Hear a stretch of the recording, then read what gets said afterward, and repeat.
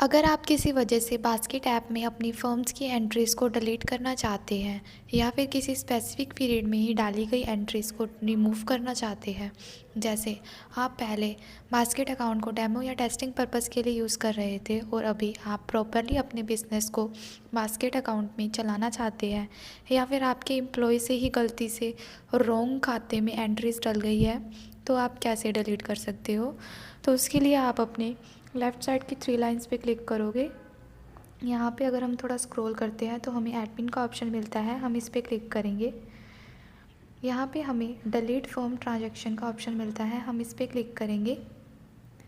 तो यहाँ पे हमें सबसे पहले पासवर्ड डालने का ऑप्शन मिलता है। यहाँ पे आपको करंट बास्केट लॉगिन पासवर्ड डालना है।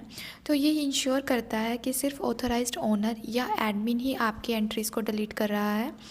तो यहाँ पे आप पासवर्ड डाल के, तो यहाँ पे स्टार्टिंग डेट और एंड डेट की बहुत ज़्यादा इम्पोर्टेंस है। स्टार्टिंग डेट का मतलब होता है वो डेट और टाइम जहाँ से सिस्टम फर्म्स के खाते की एंट्रीज़ डिलीट करना शुरू करेगा। स्टार्ट डेट से पहले जो आपने एंट्रीज़ ऐड की होंगी फर्म्स के खाते में वो सेफ़ रहेंगी, और जो स्टार्ट डेट के बाद जो आपने एंट्रीज़ की होंगी फर्म के खाते में वही डिलीट होने के लिए कंसीडर होंगी। तो ऐसे ही इसमें एंड डेट का मतलब होता है वो डेट और वो टाइम जहाँ तक आप एंट्रीज़ डिलीट करना चाहते हो, तो इसके बाद वाली जो एंट्रीज़ होंगी वो डिलीट नहीं होंगी, वो सेफ़ रहेगी।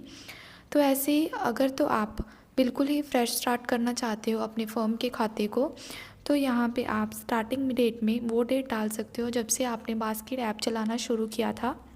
तो अगर आपको डेट याद नहीं है, आपको इतना याद है कि आपने 2025 में बास्केट ऐप चलाना शुरू किया था, तो यहाँ पे आप 2025 सिलेक्ट करके जनवरी की 1 तारीख सिलेक्ट कर लोगे और यहाँ पे टाइमिंग में आप 12 बज के AM सिलेक्ट कर लोगे और ओके कर दोगे। और यहाँ पे आप एंड डेट में आज तक की डेट डाल सकते हो या फिर आप कल की डेट डाल के यहाँ पे ओके करके यहाँ पे 11:59 PM सिलेक्ट करके ओके कर दोगे। और जब आप डिलीट के ऑप्शन पे क्लिक करते हो तो इस डेट और टाइम पीरियड की रेंज के दौरान जो भी आपकी फर्म्स के खाते की एंट्रीज़ होगी वो आपकी डिलीट हो जाएंगी।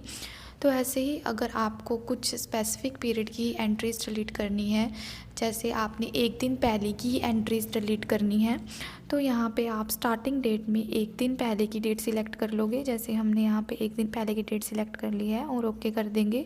और टाइमिंग में 12 AM सिलेक्ट करके ओके कर देंगे।